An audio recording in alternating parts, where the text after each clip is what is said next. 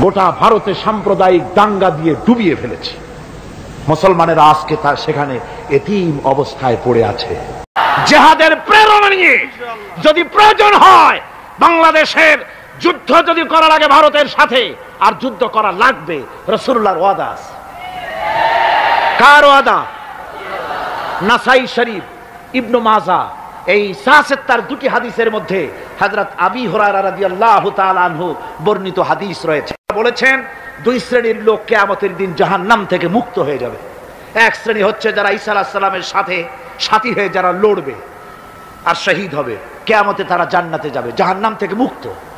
আর দ্বিতীয় শ্রেণী, ভারতের সঙ্গে একটা যুদ্ধ হবে, রাসূল বলেছেন হিন্দুস্তানের সঙ্গে একটা লড়াই হবে। ওই লড়াইয়ে যারা শহীদ হবে, রাসূলুল্লাহ বলেছেন কিয়ামতের দিন জাহান্নাম থেকে আল্লাহ মুক্ত করে দিবে। সেই লড়াই ভারতের সাথে আমাদের হবে। ওই লড়াই যেদিন বাঁধবে, বাংলাদেশের সেনাবাহিনী, এয়ারফোর্স, ল্যান্ড ফোর্স, পুলিশ শুধু এরাই যুদ্ধ করবে না, বাংলাদেশের 12 কোটি তৌহিদি জনতা শহীদ তিতুমিরের বাস হাতে নিয়ে ভারতকে পিটিয়ে ঠান্ডা করবে ইনশাআল্লাহ।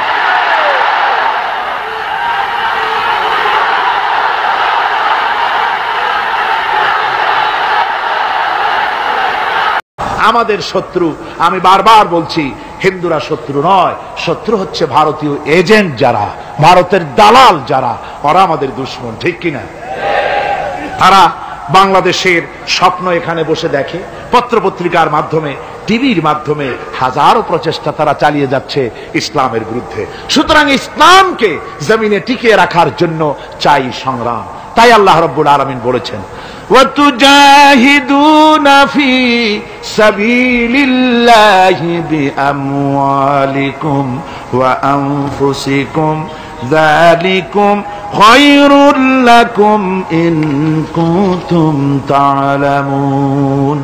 আল্লাহ পাক বলেন আমার রাস্তায় জিহাদ করো, জান দাও, মাল দাও, জান দাও, জিহাদ করো, এটাই হলো উত্তম কাজ। যদি তোমরা ইসলাম বুঝে থাকো এটাই তোমাদের জন্য কল্যাণকর। আগে বলেছেন মালের কথা, পরে জানের কথা। আগে কোনটা? মাল, পরে জান। যেহেতু আমরা জানের চাইতে মালের মহব্বত করি বসি, ঠিক কিনা? তো মালের মহব্বত করি বেশি, আমরা কথায় কথায় বলি আরে ভাই দরকার যদি হয় জানটা দিয়ে দিব, আর জান যদি দিয়েই দেন তো মালটা তো থাকেই গেল। এই জন্য আল্লাহ বলেছেন মাল আগে দাও, তারপরে জান দাও।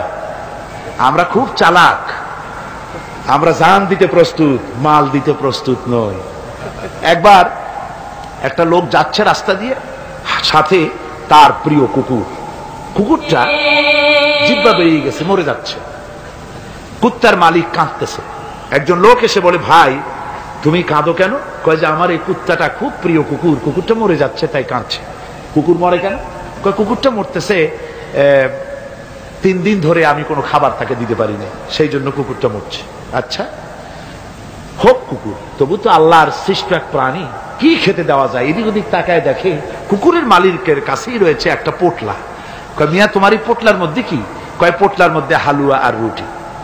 তোমার পোটলার মধ্যে হালুয়া আছে, রুটি আছে, কুত্তা মরে ক্ষুধার জ্বালায় তুমি সেখানে কান্দো, ওর থেকে এক টুকরো রুটি দিলেই তো কুত্তা বাঁচে। কুত্তার মালিক বলছে মিয়া সাহেব ওই সব ফতো আমারে শুনেন না, এগুলো আমি খুব জানি। রুটি আর হালুয়া দিলেই তো আমার পয়সা খরচ হবে, ওর দরদে যে কাঁদতেছি এর জন্য তার পয়সা খরচ হচ্ছে না। আমাদের অবস্থা কিন্তু তাই হয়েছে। ইসলাম বিদায় হয়ে যায়, যাক না, কিন্তু আমি কাঁদবো, পয়সা দিব না। রাসূলের করুণ ঘটনাগুলি শুনে চোখের পানি ফেলবো, কিন্তু এই করুণ ঘটনা কেন ঘটলো সেই ময়দানে আমরা পা ফেলবো না। এরকম একটা অ্যাটিটিউড, এ ধরনের একটা মেন্টালিটি আমাদের মধ্যে গ্রো করেছে, ঠিক কিনা কর?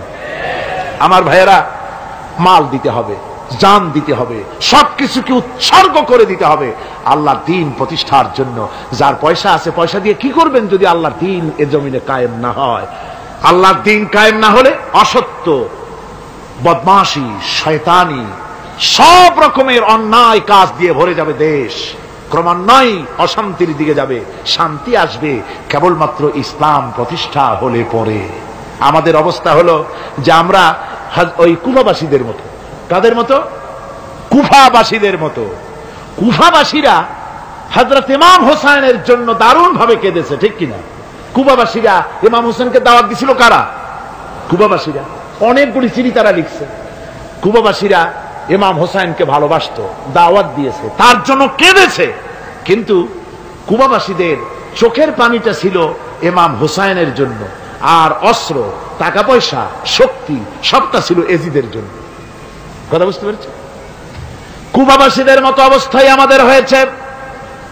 কুবাবাসীদের হযরত ইমাম হোসেনের জন্য তারা শুধু চোখের পানি ফেলেছে, আর টাকা পয়সা অস্ত্রপাতি যা ছিল সব ছিল তাদের এজিদের জন্য। আমাদের অবস্থাও তাই, আমরা ইসলামের জন্য শুধু চোখের পানি ফেলি, আর যখন ভোট দেই তখন ইসলাম যারা চায় না তাদেরকেই ভোট দেই। ঠিক কিনা?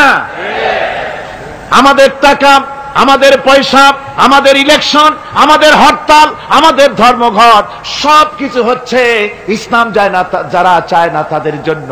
আর ইসলামের যখন কথা বলি, ইসলামের কথা শুনলে শুধু চোখের পানিটাই ছাড়ি, মহব্বত চোখের পানি দিয়া শেষ করে দিই, আর কিছুই করি না। আমি একবার এইখানে এই শহরে অনেক বছর আগে একটা জানাজায় শরীক হয়েছিলাম। কোন মাঠে আমার এখন তার মনে নেই।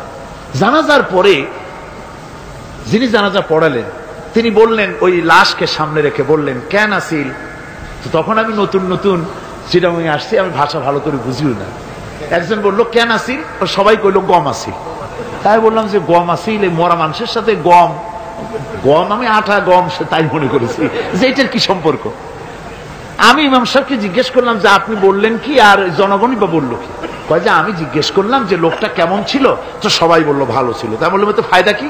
ফায়দাই যে সবাই বললো ভালো, আল্লাহ তারে মাফ করে দিয়া ভালো বলে বেহেশতে পাঠায় দিবে। বলে আশ্চর্য কথা, আল্লাহ কি এইরকম নাকি যে একটা সুদখোর ঘুষখোর জেনাকার এ লোক ভালো না খারাপ আমি তা বলতে চাই না, কিন্তু একটা লোক সে কন্ট্রাক্টর ছিল, কন্ট্রাক্টারি করতে গিয়ে রাস্তাঘাট, স্কুল কলেজে রড সিমেন্ট জনমের মতো খাইছে। কথা বুঝতে পেরেছেন? সরকারি গিয়ে, ক্ষমতায় গিয়ে গভর্নমেন্টের টাকা পয়সা জনমের মতো শেষ করে ফেলেছে। এই লোকটি সুদখোর ঘুষখোর জেনাকার মরে গেছে, আর আসে আপনি কইলেন যে কেন আসিল? সকল গইল গম আসিল, আর আল্লাহ বেহেশত দিয়ে দেবে। তাহলে আল্লাহ হাকামুল হাকিমিন হইলেন কি করে? এটা কি বিচার হইল নাকি? কি করে সম্ভব? আমার বন্ধুগণ, আমরা যখন মরে যাই, মরার পরে আমাদেরকে কবরের মধ্যে রাখা হয়। কবরের ভিতরে রেখে আমাদেরকে বলা হয়, যারা কবরে রাখে তারা বলে, মৃত্যু ব্যক্তিকে কবরে রাখার সময় বলে, বিসমিল্লাহি আলা মিল্লাতি রাসূলিল্লাহ, আল্লাহর নামে রাসূলের দলে উঠাই দিয়ে গেলাম। আল্লাহর নামে কার দলে উঠাইলো? রাসূলের দলে। চিন্তা করেন ভাইরা, আল্লাহর নামে রাসূলের দলে উঠাইলেন কারে? তার যৌবনকালে যত মিছিল করেছে, ধর্মনিরপেক্ষতাবাদের পক্ষে মিছিল করেছে, পুঁজিবাদের পক্ষে মিছিল করেছে, সমাজতন্ত্রের পক্ষে মিছিল করেছে, স্লোগান দিয়েছে, দেওয়ালে লিখেছে, বক্তৃতা করেছে, ভোট দিয়েছে, বই লিখেছে, জীবনে যা কিছু করেছে সব করেছে মানুষের তৈরি করা মতবাদের জন্য। তার ভোট ইসলামের কাজে লাগে নাই, তার ইলেকশন ইসলামের কাজে লাগে নাই, তার দেওয়ালের লেখা ইসলামের কাজে লাগে নাই, তার বক্তৃতা, তার টাকা পয়সা ইসলামের কাজে লাগলো না। মরে গেছে, পরে মরা মানুষটারে উঠাইয়া বললা রাসূলুল্লাহর দলে উঠাইয়া দিলাম। এখন বলো রাসূলুল্লাহ কেন তোমার মতো মরা লাশটাকে তিনি গ্রহণ করতে যাবে? তোমার জীবনের কোন কাজই তো ইসলামের জন্য কাজে লাগলো না। তোমার জীবনের একটা দিকও তো ইসলামের কাজে লাগে নাই। মরছো, তারপরে তোমার মরা লাশ রাসূলুল্লাহ বহন করতে যাবেন কেন? কি দায় টাকা পড়েছে তা? সুতরাং আমি বলতে চাই, আজকের মাহফিলে যত জনতা উপস্থিত হয়েছেন, জান এবং মাল সবকিছু দিয়ে লড়াই করতে হবে আল্লাহর রাস্তায়। আমার ভোট, আমার ইলেকশন, আমার স্লোগান, আমার বক্তৃতা, আমার টাকা করি খরচ সবকিছু হবে আল্লাহর জন্য। কুল ইন্না সালাতি ওয়া নুসুকি ওয়া মাহইয়ায়া ওয়া মামাতি লিল্লাহি রাব্বিল আলামিন। সবাই পড়েন, ইন্না সালাতি ওয়া নুসুকি ওয়া মাহইয়ায়া ওয়া মামাতি লিল্লাহি রাব্বিল আলামিন। আল্লাহ পাক বলেছেন, বলো আমার নামাজ, আমার হায়াত, আমার কোরবানি, আমার মওত সব আল্লাহর জন্য। কার জন্য? আল্লাহর জন্য। সুতরাং জিহাদ হলো আমাদের জন্য অপরিহার্য। সেই কথাটি এতক্ষণ ধরে বুঝালাম। বিশ্ব মানবতার মুক্তি, নারীর মুক্তি, শ্রমিকদের মুক্তি, মানুষের মুক্তি, গরিবের মুক্তি, শ্রমিকের মুক্তি, বিশ্ব মানবতা, নির্যাতিত মানবতার মুক্তি আসতে পারে কেবলমাত্র জিহাদের মাধ্যমে। আল্লাহর দ্বীন প্রতিষ্ঠা করে মানুষের মুখে হাসি ফুটানো যেতে পারে। আর কোন পথ আছে? আর কোন পথ আছে? আর কোন পথ নাই। আল্লাহ যেন এই রাস্তায়, এই জিহাদের রাস্তায়, দ্বীন প্রতিষ্ঠার রাস্তায় আমাদেরকে সক্রিয়ভাবে অংশগ্রহণের তৌফিক দেন। সবাই বলুন আমিন। বদরের প্রান্তরে যুদ্ধ হবে, রাসূলুল্লাহ সাহাবায়ে কিরামদেরকে রেডি করেছেন। কিন্তু এই যুদ্ধটা বড় মারাত্মক, এই জিহাদ বড় মারাত্মক। জিহাদ হবে, চাচার বিরুদ্ধে ভাতিজা জিহাদ করবে, বাপের বিরুদ্ধে সন্তান অস্ত্র ধারণ করবে, ভাইয়ের বিরুদ্ধে ভাই অস্ত্র ধারণ করবে। কোন জিহাদ? বদর। কোন জায়গায়? বদর। মক্কা থেকে যারা আসতেছে সব চাচা, ভাই, মামু, খালু, এরা আসতেছে। আপন আপন লোকের আপন লোকের বিরুদ্ধে অস্ত্র ধারণ করবে। এটা কি সহজ? কোন এটা কি সহজ? রাসূলুল্লাহ যুদ্ধের কথা মানুষকে বুঝাচ্ছেন, একটু ইতস্তত করছেন। হযরত রাসূল পাক সাল্লাল্লাহু আলাইহি ওয়াসাল্লাম যুদ্ধের কথা সাহাবায়ে কিরামদের সামনে পেশ করতেছেন আর একটু ইতস্তত করতেছেন। এই কঠিন যুদ্ধে সাহাবীরা কিভাবে মেনে নেবে? রাসূলের মনের অবস্থা বুঝতে পেরে হযরত মিকদাদ রাদিয়াল্লাহু তাআলা আনহু, বর্ষিয়ান সাহাবী, তিনি দাঁড়ায় গেলেন। তিনি দাঁড়ায় বলছেন, ইমদি বিনা ইয়া রাসূলুল্লাহ হাইসু মা তাশা। হে রাসূল, আপনি আমাদেরকে নিয়ে চলুন, আল্লাহ যেদিকে আপনাকে যেতে বলে। হাইসু মা তাশা আয় হাইসু মা আমারাকাল্লাহ, যেদিকে আল্লাহ আপনাকে যেতে বলেন আমাদেরকে নিয়ে আপনি সেদিকে চলেন। ইন্না লা নাকুলু লাকা কামা ক্বালা বানু ইসরাঈল লিমূসা আলাইহিস সালাম ইযহাব আনতা ওয়া রাব্বুকা ফাকাতিলা ইন্না হাহুনা কাঈদুন। আমরা মুসা আলাইহিস সালামের উম্মতের মতো বলবো না যে হে মুসা, তুমি আর জিবরাইল আর তোমার আল্লাহ যুদ্ধ করো, আমরা ঘরে বসে আরাম করি। এই কথা আমরা বলবো না হুজুর। বাল ইযহাব আনতা ওয়া রাব্বুকা ফাকাতিলা ইন্না মাকুমা মুকাতিলুন। হে রাসূল, বরং আমরা বলবো আপনি যুদ্ধ করুন, আপনি আমাদের নিয়ে চলুন, আমরা লড়বো আপনার সাথে কাফেরদের বিরুদ্ধে। ততক্ষণ পর্যন্ত লড়বো মা দামাত আইনু মিন্না তাতাররাফ। ও রাসূল, যতক্ষণ আমাদের চোখের একটা পাতাও নড়ে ততক্ষণ আপনার সাথে আমরা লড়বো। সুবহানাল্লাহ। মানে জীবন যতক্ষণ আছে আপনার সাথী হয়ে কাফেরদের বিরুদ্ধে লড়তে থাকবো। হুজুর খুব খুশি হয়ে গেল। হুজুর কি হলেন? দারুণ খুশি হয়ে গেল। আল্লাহ নবী খুশি হয়ে বললেন, ও সাহাবীরা, তোমাদের মানসিক অবস্থা যখন এই কুবু বিনা ইলা জান্নাতিন, জান্নাতুন আরদুহা কারদিস সামাওয়াতি ওয়াল আরদ। ও সাহাবীরা, তোমাদের মানসিকতা যখন এমন, তখন আমার সাথে তোমরা দাঁড়াও, আমার সাথে ওঠো, আমার সাথে চলো জান্নাতের দিকে। রাসূলুল্লাহ বলছেন আমার সাথে চলো বেহেশতে। কোন বেহেশত? এমন বেহেশত যে বেহেশতের বিশালতা আর প্রশস্ততা ওই বিশাল আকাশ আর জমিনের চাইতেও বেশি। এই বিরাট জান্নাতের দিকে চলো আমার সাথে। ফাকামা উমাইর বিন হামাম ওয়া কানা ইয়াকুলু তামার। যুবকেরা, তোমাদের মতো তরুণ, তোমাদের মতো এক যুবক যার নাম উমাইর, তিনি দাঁড়িয়ে গেলেন, হাতে ছিল খোরমা, খোরমা খাচ্ছিল। দেখেন না, বক্তৃতা হয় মাঠে, ওয়াজ নসিহত হয়, আর যুবকেরা দাঁড়ায় দাঁড়ায় বাদাম খায়, হয় না? ওই সাহাবী ওই সময় তো বাদাম টাদাম হয়তো পায় নাই, খোরমা খাচ্ছে, খোরমা চাবাচ্ছে, বিচি ফেলায় দিতেছে, আর এইভাবে খাচ্ছে আর হুজুরের কথা শুনছে। হুজুরের কথা শুনে উমাইর বলছেন বাহ বাহ। এটা একটা আঞ্চলিক শব্দ, এর অর্থ হচ্ছে আয়মা আযমাহু ওয়া মা আহসানাহু। হে রাসূল, আপনি কত সুন্দর কথা বললেন, আপনি কি বিশাল কথা বলেছেন, কত বড় কথা বলেছেন।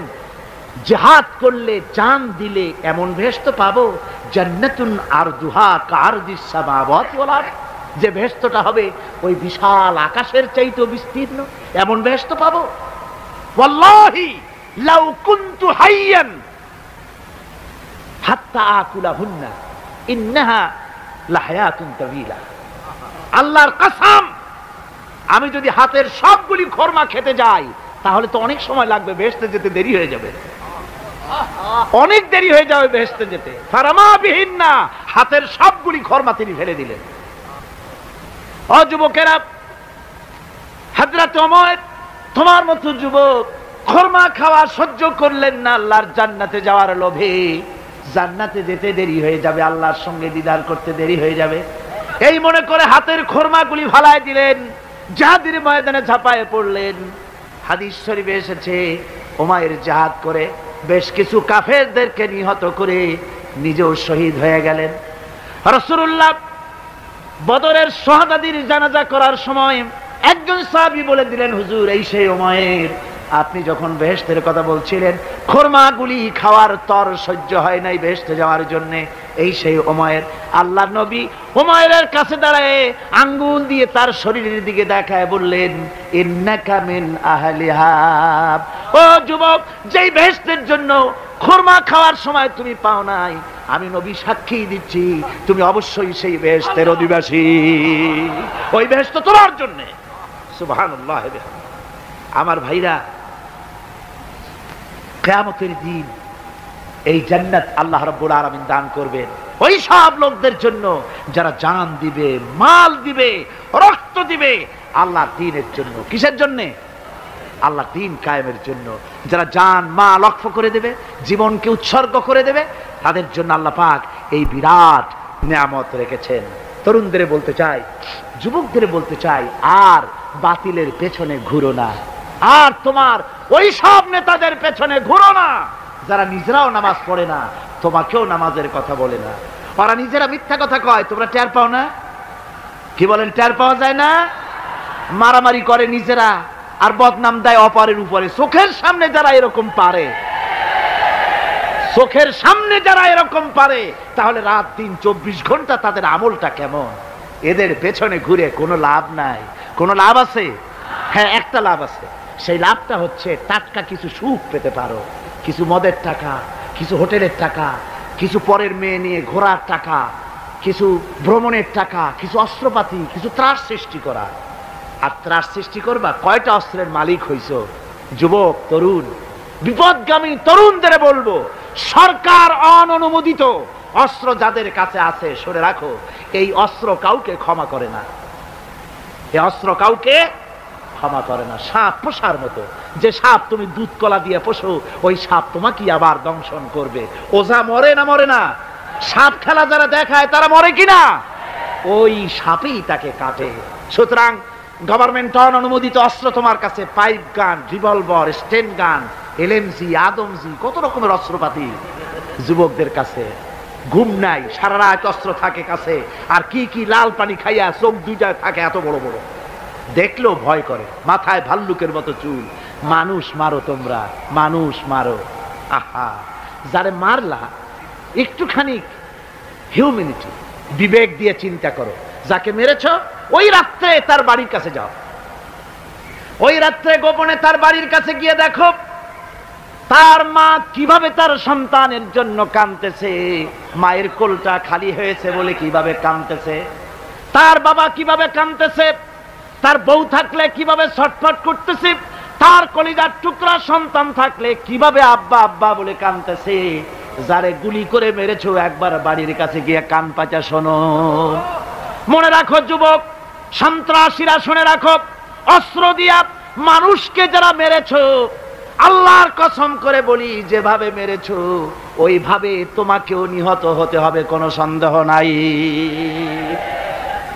বাড়িতে গিয়ে ডায়েরিতে লিখে রাখো আমার কথা। থামুন, বাড়িতে গিয়ে ডায়েরিতে লিখে রাখুন, ডায়েরিতে লিখে রাখো, যদি তুমি কাউকে হত্যা করে তার বউকে যদি বিধবা বানায় থাকো, তোমার বউ বিধবা হবেই, কোনো সন্দেহ নাই। তুমি যদি কারো ছেলেকে এতিম বানায় থাকো, তোমার ছেলেকে আল্লাহ এতিম বানায় রাস্তায় ভিক্ষা করায় ছাড়বেন। তুমি যদি কারো বাপকে মাকে কাঁদায় থাকো, আল্লাহ রাব্বুল আলামিন তোমার মা বাপকে কাঁদাবেন। তুমি যদি বেয়নটের খোঁচা দিয়া, ড্যাগারের খোঁচা দিয়া একটা মানুষকে যদি বুক ফেড়ে থাকো, তোমার বুকটা ঝাঁঝরা করে দেওয়ার মতো অস্ত্র আল্লাহ তৈরি করে রেখেছে। বিশ্বাস করো, বিশ্বাস করো। অননুমোদিত অস্ত্র থানায় জমা দিয়ে দাও, মসজিদে ঢোকো, নামাজ পড়ো, চরিত্রবান হয়ে যাও। তোমাদের প্রতি আমার উদাত্ত দাওয়াত, আমার বুক ভরা দরদ। তোমাদের বিরুদ্ধে আমাদের কোনো বিদ্বেষ নাই, হিংসা নাই, আছে কলিজা বড় দরদ। দেখতে পাচ্ছি জাহান্নামের দিকে যাচ্ছ। এ পথটা কোন দিকের পথ? জোরে বলেন, কোথার পথ? ওই নেতাদের পিছনে আর চলো না, তওবা করো। ওই নেতাদের পিছনে আর যাবে না যারা তোমাদেরকে টাকা দেয় আর অস্ত্র দেয়, যারা তোমাদেরকে মদ দেয় আর নারী দেয়, ওদের পেছনে আর চলবে না। ওয়াদা করো। যুবকরা কি পারবে ওয়াদা করতে? ওই সব নেতাদের পিছনে জীবনে আর যাবে না। ওয়াদা করতে পারো? হাত উঁচু করে দেখাও যুবকেরা।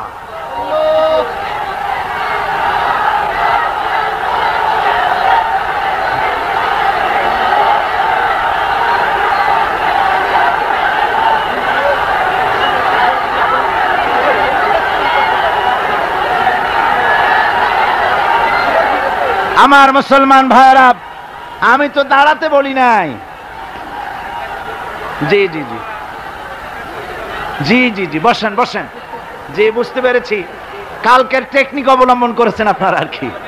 এই সুযোগে একটু কোমরটা সোজা করে নিলেন। বুঝতে পেরেছি, আমরা কিছু মাইন্ড করি নাই। এখন বসেন বসেন, তাড়াতাড়ি বসে যান। কথা আমার অনেক, সময় কম, না তাড়াতাড়ি শেষ করব। বসেন।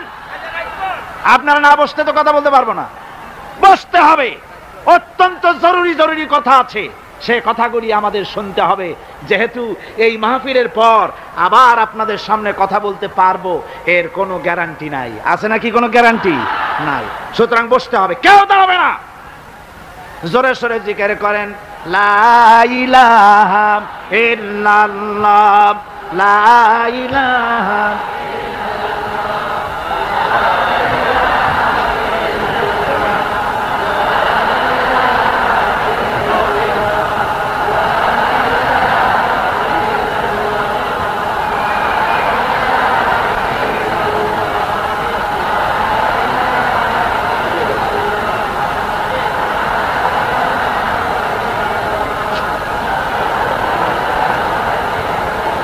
আমার ভাইরা, আজকের মাহফিলের সবচেয়ে বড় আকর্ষণ আখেরি মোনাজাত, ঠিক না? কোরআনে কারীমের মাহফিলের মোনাজাত অবশ্যই কবুল হবে ইনশাআল্লাহ। এত মানুষের দোয়া আল্লাহ ফিরাতে পারেন না। তার নাম রহমান, তার নাম রহিম, তার নাম গফুর, তার নাম গাফফার। বান্দার দোয়া কবুল করাই তো তার কাজ। সুতরাং নড়াচড়া আদৌ করবেন না, যার যার জায়গায় বসে থাকুন। না বসলে আপনারা যদি হাঁটেন, মাঝে মধ্যে দাঁড়ান, এটা খুবই বিরক্তির উদ্রেক করবে। ভাইয়েরা, আমি সকলকে সেজন্য বলতে চাই যে আমরা আল্লাহর দ্বীন প্রতিষ্ঠার জন্য এই জিহাদের কথা যে আল্লাহ বলছেন, এই জিহাদের জন্য আমরা জান মাল সব কিছুকে উৎসর্গ করতে চাই। আল্লাহ যেন কবুল করেন, সবাই বলেন আমিন। আনন্দ, আরাম আর বিলাসিতায় আমরা আমাদের জীবনকে ভাসায় দিয়েছি, যার কারণে আমাদের জিল্লতি এসেছে। এ মুসলমানদের উরুজ, এ মুসলমানদের তারাক্কি কিভাবে আসে শুনুন বিশ্ব কবির ভাষায়। বিশ্ব কবি আল্লামা ইকবাল রহমতুল্লাহ আলাইহি বলেছেন, আ তুঝে বাতাও তকদীরে উমম ক্যা হ্যায়, আ তুঝে বাতাও তকদীরে উমম ক্যা হ্যায়, শমশের ওসনা আউয়াল তাউস রুবাব আখির। এসো, আমি তোমাকে এই জাতির উন্নতির কথা শুনাই। এ জাতির উন্নতি তখন হয় যখন এক হাতে থাকে কোরআন আর এক হাতে থাকে তরবারি, তখন হয় জাতির উন্নতি। আর এই জাতি যখন কোরআন আর তরবারি ছেড়ে দিয়ে যখন তানপুরা, বেহালা, সারিন্দা, নারিন্দা, গিটার ফিটার, সারেগামা, পাদানিসার পেছনে যখন লাগে, কপাল তখনই পড়ে। কপাল পড়ে কখন? তখনই পড়ে। আজ আমাদের টেলিভিশন, আমাদের রেডিও, আমাদের সংস্কৃতি সব সারেগামার সংস্কৃতি। কিসের সংস্কৃতি? আগে তো মুসলমানের ঘরে প্রত্যেক দিন সকাল বেলায় আওয়াজ আসতো মুসলমানদের ঘরে।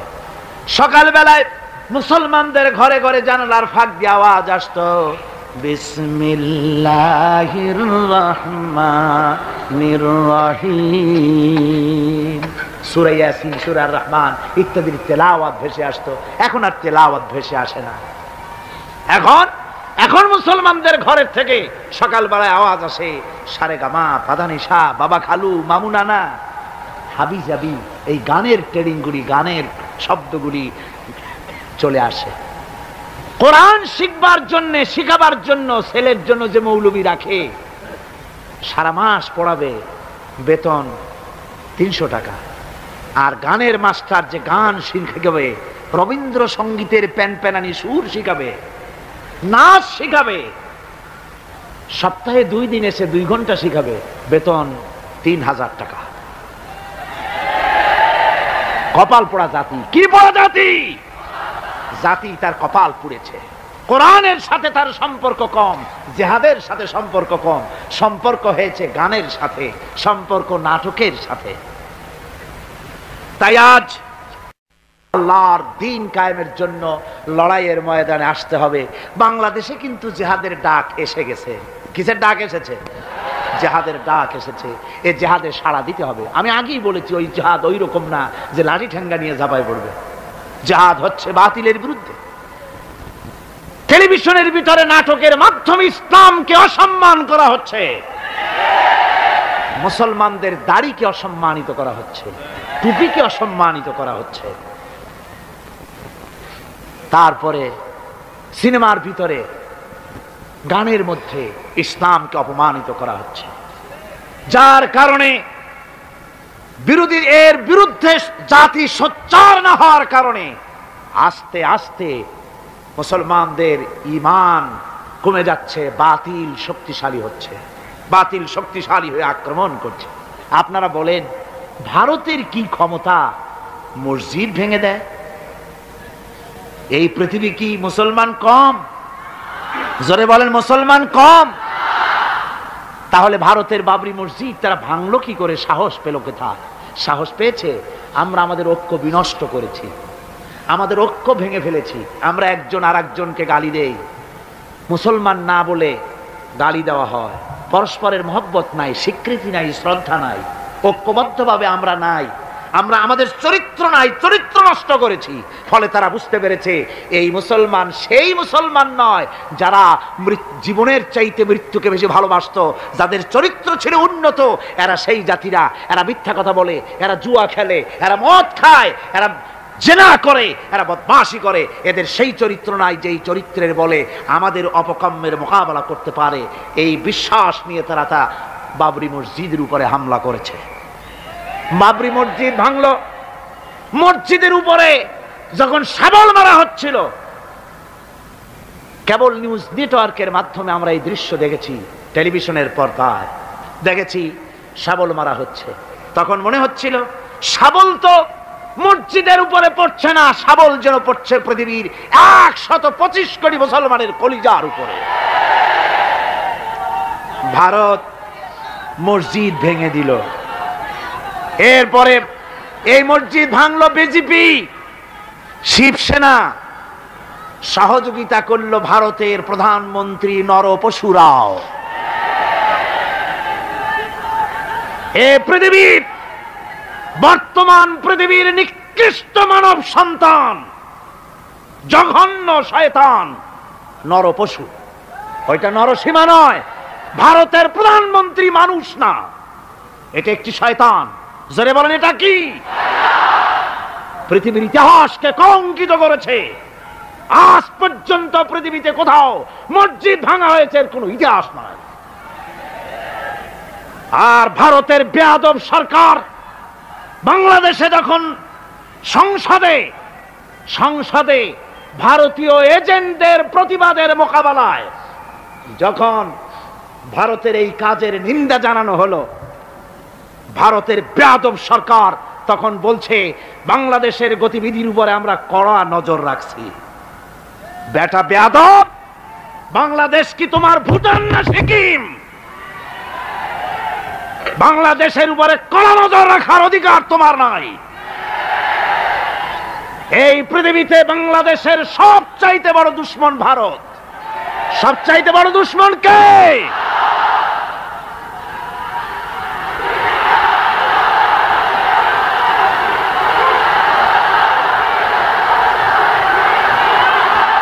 আমার মুসলমান ভাইয়েরা,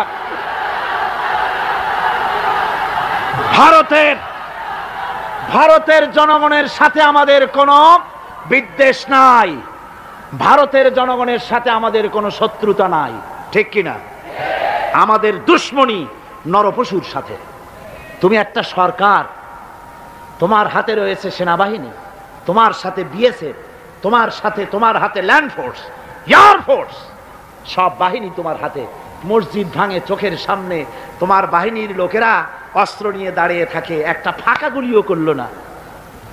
করছে একটা ফাঁকা গুলি? মুসলমানেরা প্রতিবাদ করলো, সেই প্রতিবাদের মুখে মুসলমানদেরকে গুলি করে করে মারা হলো। কারফিউ দিয়ে পুলিশেরা মুসলমানদের ঘরে ঢুকে মুসলমানদেরকে বের করে এনে বেয়নেট চার্জ করে শহীদ করে দিয়েছে। দিল্লি, মিরাট, থামো, দিল্লিতে, মিরাটে, কলকাতায়, বোম্বে, মাদ্রাস, গোটা ভারতে সাম্প্রদায়িক দাঙ্গা দিয়ে ডুবিয়ে ফেলেছে। মুসলমানেরা আজকে তা সেখানে এতিম অবস্থায় পড়ে আছে। একটা সরকার এই দৃশ্য দেখতে পারে? মানুষের কোনো মর্যাদা তোমার কাছে নাই। আরো বাংলাদেশের উপরে কড়া নজর রাখবা। 1971-এর বাংলাদেশ এখন না, 93 বাংলাদেশ। তোমার গোলামেরা দেশ শাসন করে না, এদেশে 11.5 কোটি মুসলমান বাস করে। আমরা ভারতকে দেখিয়ে দেব ইনশাআল্লাহ, জিহাদের প্রেরণা নিয়ে যদি প্রয়োজন হয় বাংলাদেশের যুদ্ধ যদি করা লাগে ভারতের সাথে, আর যুদ্ধ করা লাগবে। রাসূলুল্লাহর ওয়াদা আছে। কার ওয়াদা? নাসাই শরীফ, ইবনু মাজাহ, এই সাহসের দুটি হাদিসের মধ্যে হযরত আবী হুরায়রা রাদিয়াল্লাহু তাআলা আনহু বর্ণিত হাদিস রয়েছে। বলেছেন, দুই শ্রেণীর লোক কিয়ামতের দিন জাহান্নাম থেকে মুক্ত হয়ে যাবে। এক শ্রেণী হচ্ছে যারা ঈসা আলাইহিস সালামের সাথে সাথী হয়ে যারা লড়বে আর শহীদ হবে, কিয়ামতে তারা জান্নাতে যাবে, জাহান্নাম থেকে মুক্ত। আর দ্বিতীয় শ্রেণী, ভারতের সঙ্গে একটা যুদ্ধ হবে, রাসূল বলেছেন, হিন্দুস্তানের সঙ্গে একটা লড়াই হবে। ওই লড়াইয়ে যারা শহীদ হবে, রাসূলুল্লাহ বলেছেন কিয়ামতের দিন জাহান্নাম থেকে আল্লাহ মুক্ত করে দিবে। সেই লড়াই ভারতের সাথে আমাদের হবে। ওই লড়াই যেদিন বাঁধবে, বাংলাদেশের সেনাবাহিনী, air force, land force, police শুধু এরাই যুদ্ধ করবে না, বাংলাদেশের 12 কোটি তৌহিদি জনতা শহীদ তিতুমিরের বাস হাতে নিয়ে ভারতকে পিটিয়ে ঠান্ডা করবে ইনশাআল্লাহ।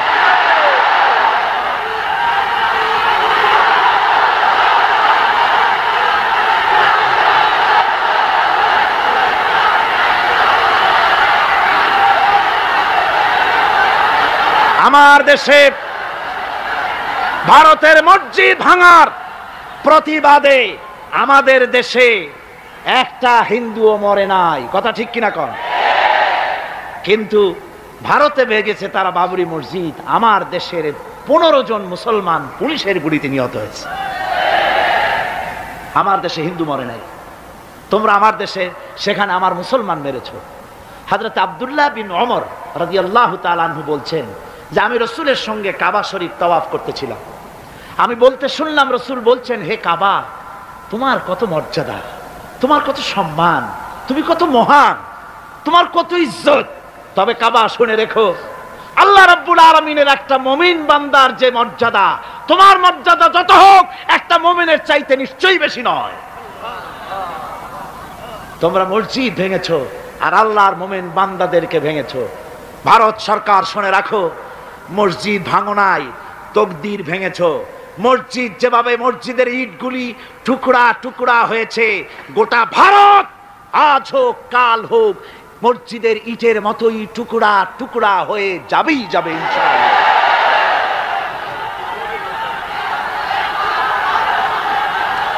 তবে আমার দেশের মুসলমানদেরকে মনে রাখতে হবে, আমরা প্রতিশোধের নীতিতে বিশ্বাস করি না। ভারতের বাবরি মসজিদ ভাঙার ব্যাপারে বাংলাদেশের কোনো হিন্দু দায়ী নয়, কথা বুঝতে পেরেছেন? আমরা একজনের অপরাধের শাস্তি আর একজনকে দেই না। বাংলাদেশের কোনো হিন্দু ওই ঘটনার জন্য দায়ী নয়। আমাদের দেশে মন্দির 2-4টা ভেঙেছে, আমরা খবর নিয়েছি।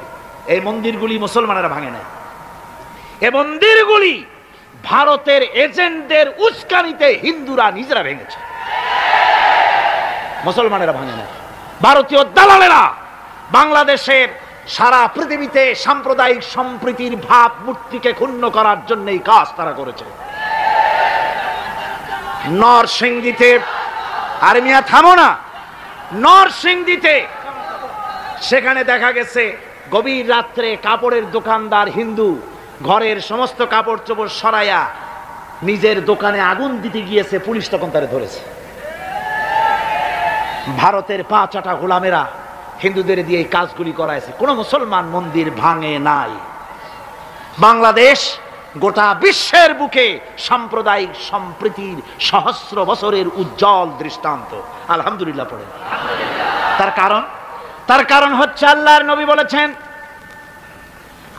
নবী বলেছেন সংখ্যালঘু মুসলিম এলাকায়, সংখ্যাগরিষ্ঠ মুসলিম এলাকায় সংখ্যালঘু অমুসলিম যারা, তারা হতেছে পবিত্র আমানত।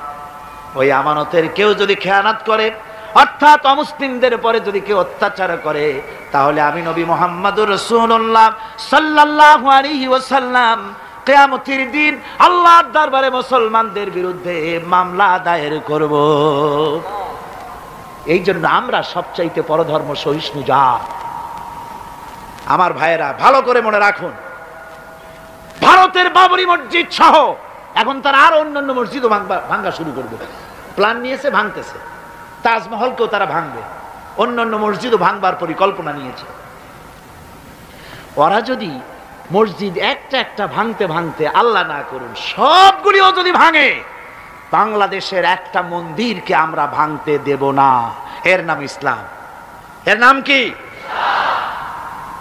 ভারতের সাম্প্রদায়িক দাঙ্গা বাঁধিয়ে মুসলমান একটা করে করে সব মুসলমানও যদি তারা মেরে ফেলে দেয়, আল্লাহর কসম বাংলাদেশের একটা অমুসলিমের গায়ে আমরা হাত দিতে দেব না। এর নাম ইসলাম। এর নাম কি? আপনারা যদি কখনো শোনেন যে কোন এলাকার কোন লোক মন্দির ভাঙতে যাচ্ছে অথবা হিন্দুর বাড়ি আক্রমণ করতে যাচ্ছে, সাথে সাথে তাকে ধরে থানায় সোপর্দ করবেন। রাজি আছেন? কারা রাজি? হাত উঁচু করে দেখান। আলহামদুলিল্লাহ, হাত নামা। এই সাম্প্রদায়িক সম্প্রীতি বাংলাদেশে অতীতে ছিল, এখনো থাকবে ইনশাআল্লাহ, ভবিষ্যতেও থাকবে ইনশাআল্লাহ। বলেন ইনশাআল্লাহ। আমাদের শত্রু, আমি বারবার বলছি, হিন্দুরা শত্রু নয়, শত্রু হচ্ছে ভারতীয় এজেন্ট যারা, ভারতের দালাল যারা, ওরা আমাদের দুশমন। ঠিক কিনা? তারা বাংলাদেশের স্বপ্ন এখানে বসে দেখে, পত্রপত্রিকার মাধ্যমে, টিভির মাধ্যমে হাজারো প্রচেষ্টা তারা চালিয়ে যাচ্ছে ইসলামের বিরুদ্ধে। সুতরাং ইসলামকে জমিনে টিকিয়ে রাখার জন্য চাই সংগ্রাম। তাই আল্লাহ রাব্বুল আলামিন বলেছেন, وَتُجَاهِدُونَ فِي سَبِيلِ اللَّهِ بِأَمْوَالِكُمْ وَأَنفُسِكُمْ ذَلِكُمْ خَيْرٌ لَكُمْ إِن كُنتُمْ تَعْلَمُونَ। আল্লাহ পাক বলেন, আমার রাস্তায় জিহাদ করো, জান দাও, মাল দাও, জান দাও, জিহাদ করো, এটাই হলো উত্তম কাজ। যদি তোমরা ইসলাম বুঝে থাকো, এটাই তোমাদের জন্য কল্যাণকর। আগে বলেছেন মালের কথা, পরে জানের কথা। আগে কোনটা? মাল, পরে জান। যেহেতু আমরা জানের চাইতে মালের মহব্বত করি বসি, ঠিক কিনা? তো মালের মহব্বত করি বেশি, আমরা কথায় কথায় বলি, আরে ভাই দরকার যদি হয় জানটা দিয়ে দিব, আর জান যদি দিয়েই দেন তো মালটা তো থেকেই গেল। এই জন্য আল্লাহ বলেছেন মাল আগে দাও, তারপরে জান দাও। আমরা খুব চালাক, আমরা জান দিতে প্রস্তুত, মাল দিতে প্রস্তুত নই। একবার একটা লোক যাচ্ছে রাস্তা দিয়ে, সাথে তার প্রিয় কুকুর। কুকুরটা জিহ্বা বেরিয়ে গেছে, মরে যাচ্ছে। কুত্তার মালিক কাঁদতেছে। একজন লোক এসে বলে, ভাই তুমি কাঁদো কেন? কয় যে আমার এই কুত্তাটা খুব প্রিয় কুকুর, কুকুরটা মরে যাচ্ছে তাই কাঁদছে। কুকুর মরে কেন? কয় কুকুরটা মরতেছে 3 দিন ধরে আমি কোনো খাবার তাকে দিতে পারি না, সেই জন্য কুকুরটা মরছে। আচ্ছা হোক কুকুর, তবু তো আল্লাহর সৃষ্ট এক প্রাণী, কি খেতে দেওয়া যায়? এদিক ওদিক তাকায় দেখে কুকুরের মালিকের কাছেই রয়েছে একটা পোটলা। কয় মিয়া তোমার এই পোটলার মধ্যে কি? কয় পোটলার মধ্যে হালুয়া আর রুটি। তোমার পোটলার মধ্যে হালুয়া আছে, রুটি আছে? কুত্তা মরে ক্ষুধার জ্বালার, তুমি সেটি কান্দো, ওর থেকে এক টুকরো রুটি দিলেই তো কুত্তা বাঁচে। কুত্তার মালিক বলছে, মিয়া সাহেব ওই সব ফতোয়া আমারে শুনেন না, এগুলো আমি খুব জানি। রুটি আর হালুয়া দিলেই তো আমার পয়সা খরচ হবে, ওর দরদে যে কাঁদতেছি এজন্য তার পয়সা খরচ হচ্ছে না। আমাদের অবস্থা কিন্তু তাই হয়েছে। ইসলাম বিদায় হয়ে যায়, যাক না, কিন্তু আমি কাঁদবো, পয়সা দিব না। রাসূলের করুণ ঘটনাগুলি শুনে চোখের পানি ফেলবো, কিন্তু এই করুণ ঘটনা কেন ঘটলো সেই ময়দানে আমরা পা ফেলবো না। এরকম একটা অ্যাটিটিউড, এ ধরনের একটা মেন্টালিটি আমাদের মধ্যে গ্রো করেছে, ঠিক কিনা কর?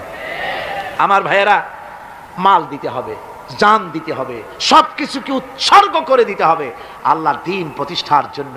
যার পয়সা আছে, পয়সা দিয়ে কি করবেন যদি আল্লাহর দ্বীন এ জমিনে কায়েম না হয়?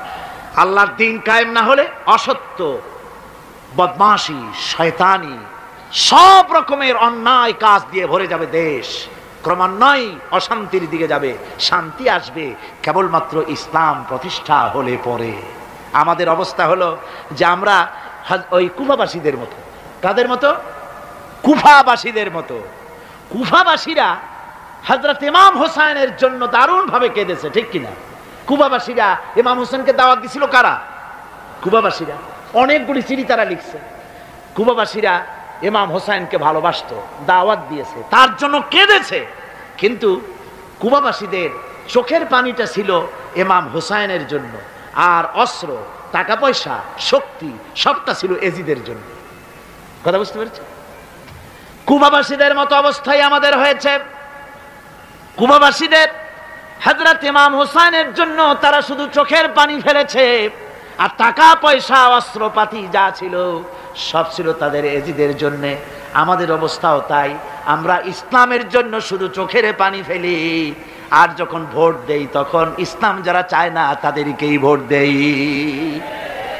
ঠিক কিনা?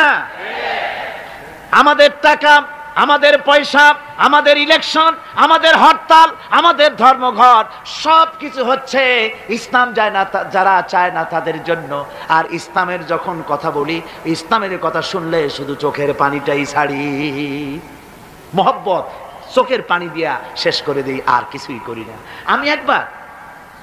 আমি একবার এইখানে এই শহরে অনেক বছর আগে একটা জানাজায় শরীক হয়েছিলাম। কোন মাঠে আমার এখন তার মনে নেই।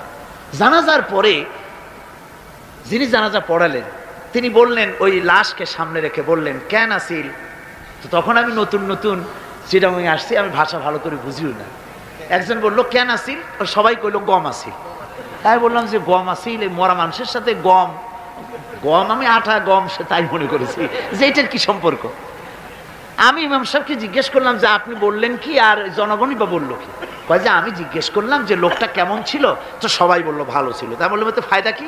ফায়দা এই যে সবাই বললো ভালো, আল্লাহ তারে মাফ করে দিয়া ভালো বলে বেহেশতে পাঠায় দেবে। বলে আশ্চর্য কথা, আল্লাহ কি এইরকম নাকি যে একটা সুদখোর, ঘুষখোর, জেনাকার, এ লোক ভালো না খারাপ আমি তা বলতে চাই না, কিন্তু একটা লোক সে কন্ট্রাক্টর ছিল, কন্ট্রাক্টারি করতে গিয়ে রাস্তাঘাট, স্কুল কলেজের রড সিমেন্ট জনমের মতো খাইছে। কথা বুঝতে পেরেছেন?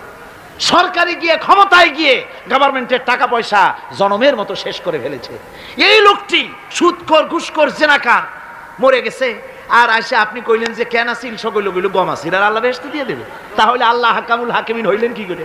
এটা কি বিচার হইল নাকি? কি করে সম্ভব? আমার বন্ধুগণ, আমরা যখন মরে যাই, মরার পরে আমাদেরকে কবরের মধ্যে রাখা হয়। কবরের ভিতরে রেখে আমাদেরকে বলা হয়, যারা কবরে রাখে তারা বলে, মৃত্যু ব্যক্তিকে কবরে রাখার সময় বলে, বিসমিল্লাহি আলা মিল্লাতি রাসূলিল্লাহ, আল্লাহর নামে রসুলের দলে উঠাই দিয়ে গেলাম। আল্লাহর নামে কার দলে উঠাইলো? রসুলের দলে। চিন্তা করেন ভাইরা, আল্লাহর নামে রসুলের দলে উঠাইলেন কারে? তার যৌবনকালে যত মিছিল করেছে, ধর্ম নিরপেক্ষতাবাদের পক্ষে মিছিল করেছে, পুঁজিবাদের পক্ষে মিছিল করেছে, সমাজতন্ত্রের পক্ষে মিছিল করেছে, স্লোগান দিয়েছে, দেওয়ালে লিখেছে, বক্তৃতা করেছে, ভোট দিয়েছে, বই লিখেছে, জীবনে যা কিছু করেছে সব করেছে মানুষের তৈরি করা মতবাদের জন্য। তার ভোট ইসলামের কাজে লাগে নাই, তার ইলেকশন ইসলামের কাজে লাগে নাই, তার দেওয়ালের লেখা ইসলামের কাজে লাগে নাই, তার বক্তৃতা, তার টাকা পয়সা ইসলামের কাজে লাগলো না। মরে গেছে, পরে মরা মানুষটারে উঠাইয়া বললা রাসূলুল্লাহর দলে উঠাইয়া দিলাম। এখন বলো রাসূলুল্লাহ কেন তোমার মতো মরা লাশটাকে তিনি গ্রহণ করতে যাবেন? তোমার জীবনের কোনো কাজই তো ইসলামের জন্য কাজে লাগলো না।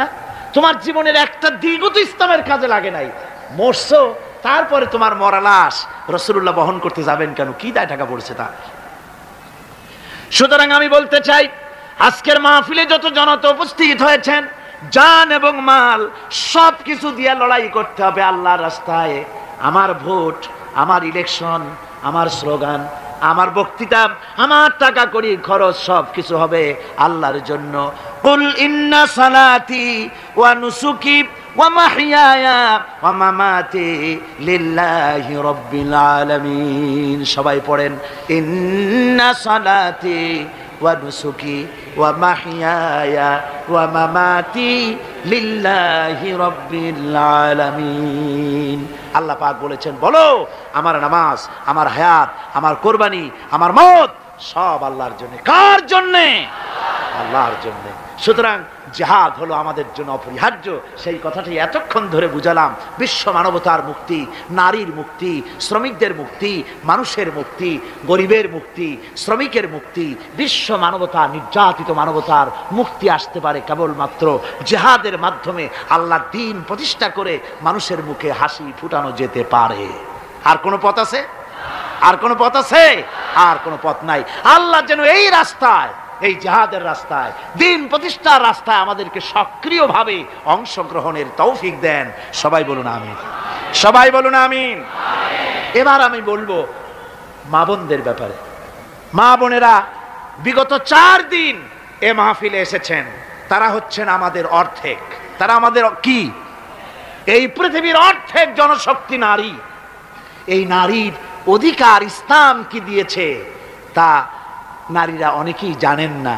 না জানার কারণে নারী পক্ষ, নারী সমাজ, নারী স্বাধীনতা বিপ্লব পরিষদ নানান রকমের কমিটি গঠন করে তারা মডার্ন হতে চান, নানান রকমের অধিকার আদায়ের চেষ্টা করেন। কিন্তু আমি বিশ্বাস করি, আমার মা বোনেরা যদি জানতেন ইসলাম তাদেরকে কি অধিকার দিয়েছে, তাহলে রীতিমতো ইসলামকে পাওয়ার জন্য, ইসলাম যে অধিকার দিয়েছে সেই অধিকার লাভ করার জন্য তারা রীতিমতো বিপ্লব করতেন। কি করতেন? বিপ্লব করতেন। আল্লাহ রাব্বুল আলামিনের কাছে নারী আর পুরুষ বলে আলাদা কিছু নাই। মানুষ হিসাবে আল্লাহর কাছে নারী আর পুরুষ সমান। আল্লাহর কাছে কোন লোক যদি তাহাজ্জুদের নামাজ পড়ে কোন পুরুষ, সে যা সওয়াব পাবে নারী তাহাজ্জুদ পড়লে সেই সওয়াব পাবে না, এমনটি নয়। পুরুষ হজ করে যে সওয়াব পাবে, নামাজ পড়ে যে সওয়াব পাবে, নারীও তা পাবে। জোরে বলেন সুবহানাল্লাহ। আল্লাহর কাছে নারী এবং পুরুষ কি? মানুষ হিসেবে তারা উভয় সমান। কিন্তু এই নারীদের জীবনের 3টে স্তর। কটি স্তর? 3টে স্তর। একটা হচ্ছে কন্যা, বধূ, মাতা। নারীর জীবনের এই 3টি স্তর। ভালো করে শুনুন, কন্যা, বধূ, মাতা। এখন কন্যা হিসাবে নারীর মর্যাদা, বধূ হিসাবে নারীর মর্যাদা, মা হিসাবে নারীর মর্যাদা। নারীকে ইসলাম কি দিল সেটা শুনুন। আল্লাহর নবী বলেছেন, কোন ব্যক্তির যদি 3টা কন্যা সন্তান হয়, আর ওই 3টা কন্যা সন্তানকে যদি সে আদব শিক্ষা দিতে পারে, ইসলামী তরবিয়াত দিতে পারে, আর যদি স্নেহ দিয়ে লালন পালন করতে পারে, তাহলে ওই কন্যার পিতা আর আমি মুহাম্মদ সাল্লাল্লাহু আলাইহি ওয়াসাল্লাম বেহেশতের ভিতরে পাশাপাশি অবস্থান করব। সুবহানাল্লাহ পড়ে। এ কথা কিন্তু রাসূলুল্লাহ কোথাও বলেন নাই যে কারো যদি 3টা ছেলে হয় তো আমার সাথে আর সে বেহেশতে একসাথে থাকবে না, তা বলা হয় নাই। বলা হয়েছে কন্যার ব্যাপারে। কার ব্যাপারে বলা হলো? ভালো করে শুনুন। রাসূলুল্লাহ বলছেন, কোন ঘরে যখন একটি সন্তান, একটি কন্যা সন্তান জন্মগ্রহণ করে, তখন একজন ফেরেশতা সেই ঘরে ঢোকে। একজন রহমতের ফেরেশতা আসে। ওই রহমতের ফেরেশতা ঘরের মধ্যে ঢুকে বলে, আসসালামু আলাইকুম ইয়া আহলাল বাইত। হে ঘরের মালিকের আল্লাহর রহমত তোমাদের উপরে বর্ষিত হোক। এই কথা বলে ওই ফেরেশতা ঘরের মধ্যে গিয়ে কন্যার মাথার উপরে হাত বুলায় আর বলতে থাকে এই কন্যা সন্তানটি একটা দুর্বল শরীর থেকে বেরিয়ে এসেছে, এও একটা দুর্বল দেহ, একে যে লালন পালন করবে, দয়া দিবে, স্নেহ দিবে, আল্লাহ রাব্বুল আলামিনের সাহায্য কিয়ামত পর্যন্ত তার সাথে থাকবে। অথচ আমাদের দেশে দেখা যায় মেয়ে হলে অনেকের মুখ কালো হয়ে যায়। বন্ধুরা জিজ্ঞেস করে, মিয়া শুনছিলাম তোমার বউর নাকি বাচ্চা হবে, তা অনেক মাস হয়ে গেল, কোনো খবর টবর তো পাইলাম না। কয় যে ভাই আশা করছিলাম যা তা হয় নাই, সেই জন্য টেলিফোনও করি নাই। কি হয়েছে বললে, একটা মেয়ে হয়েছে। হাসেন এরকম কপাল পোড়া আছে কিনা কন?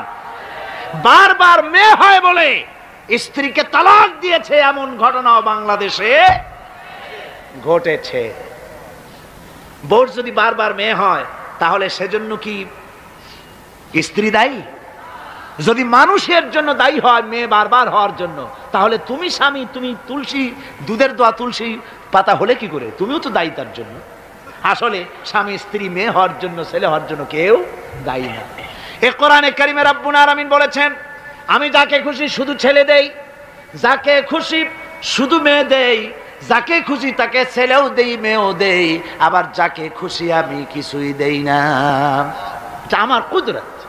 সুতরাং এতে মন কালা করার কিছু নাই।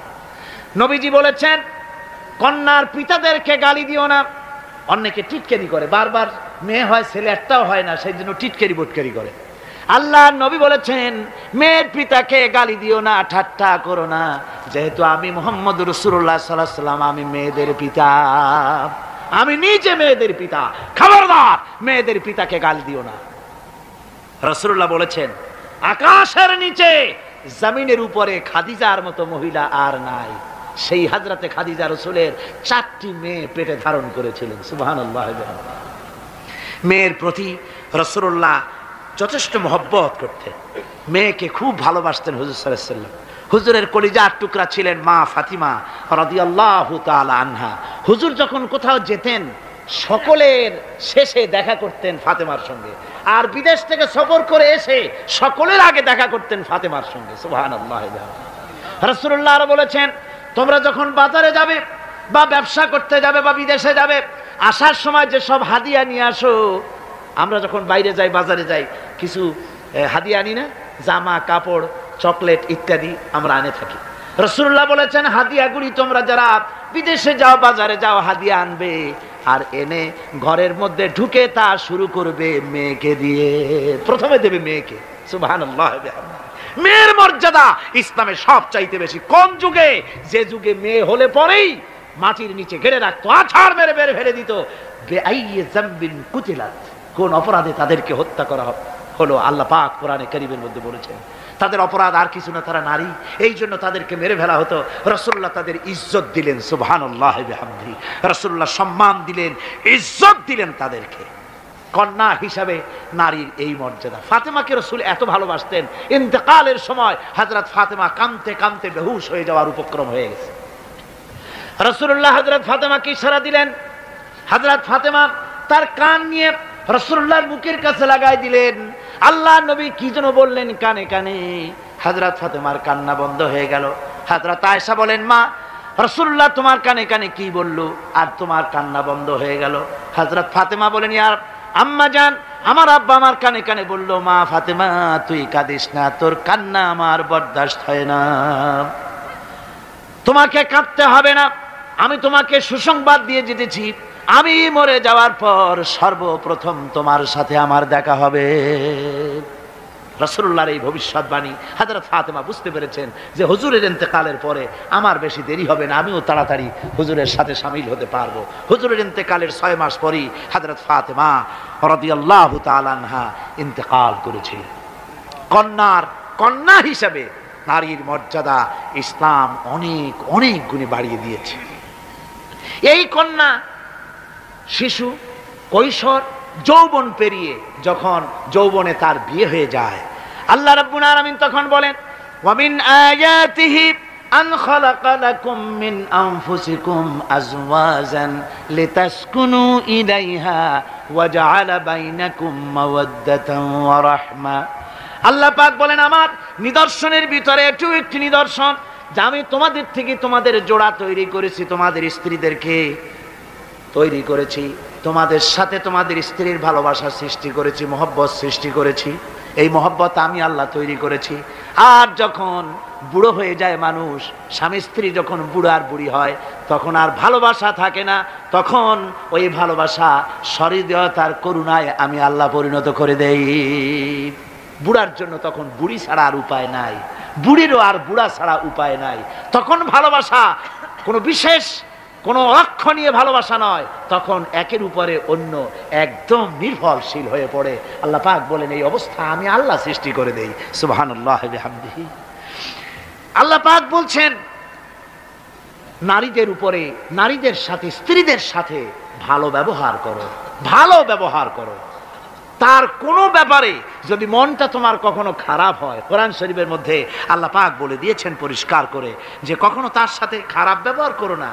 যদি কখনো মন খারাপ হয় তাহলে চূড়ান্ত কোনো সিদ্ধান্ত নিতে যেও না, বরং তোমার জীবনে ওই স্ত্রীর অনেক অবদান আছে, সেসব কথা মনে করে এই সামান্য কিছু ভুলে যাও। আল্লাহ চান স্বামী স্ত্রীর মহব্বত টিকে থাকুক। আল্লাহ পাকের কাছে তালাক হচ্ছে ঘৃণিত জিনিস, সবচাইতে ঘৃণিত হালাল হচ্ছে দুইটা, একটা হচ্ছে ভিক্ষাবৃত্তি আর একটা হচ্ছে তালাক।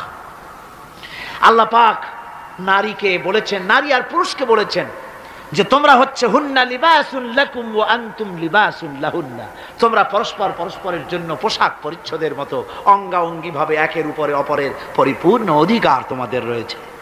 এই অধিকারের ভিত্তিতে, ভালোবাসার ভিত্তিতে জীবন গড়ার জন্য আল্লাহ পাক বলেছেন। তারপরে তার অর্থনৈতিক অধিকার তাকে দিয়েছে। আল্লাহ পাক মহারানাকে ফরজ করে দিয়েছেন। মহারানা কি করেছেন? ফরজ করে দিয়েছেন। মহারানা ফরজ। এই ফরজকে একটা ট্র্যাডিশন হিসাবে গ্রহণ করা হয়। বড় লোকেরা শোনায় মেয়ের বিয়ে কত, বিয়েতে মহারানা কত হয়েছে, বলে যে 11,07,373 টাকা 75 পয়সা। আদায় করে না মোটেও, বিরাট একটা অঙ্ক শোনায় দিল মানুষদেরকে। আমার ভাইয়েরা জেনে রাখুন, মহারানা যদি মহারানা তো বাঁধতে হবে ফরজ, মহারানা আদায় করতে হবে। এই মহারানার টাকা যদি আদায় করা না হয়, স্ত্রী যদি স্বেচ্ছায় স্বামীকে মহারানা মাফ করে না দেয়, তাহলে কিয়ামতের দিন আল্লাহর দরবারে ওই স্বামীকে জিনাকারীর কাতারে দাঁড়াতে হবে। জোরে বলেন নাউজুবিল্লাহ। মহারানার টাকা আপনি দিয়ে দিবেন তাকে।